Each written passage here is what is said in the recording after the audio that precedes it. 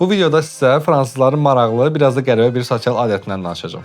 Bir gün hər hansısa bir fransız sizi evinə qonaq çağırsa, tam vaxtında getməyin. Çünki onlar bunu biraz nəzakətsizlik kimi qəbul edirlər.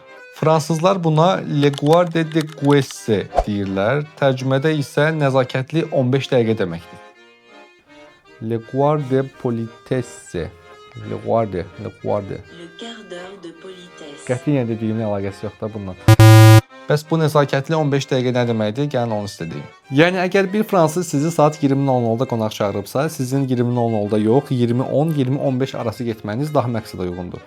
Səbəbi isə çox sadədir. Güya bu 15 dəqiqə ərzində siz ona son hazırlıqlarını görmək üçün vaxt vermiş olursunuz. Amma diqqət edin, bu qayda rəsmi görüşlərə və restoran rezervasiyalarına aid deyil. Bu yerlərdə tam vaxtında olmaq lazımdır.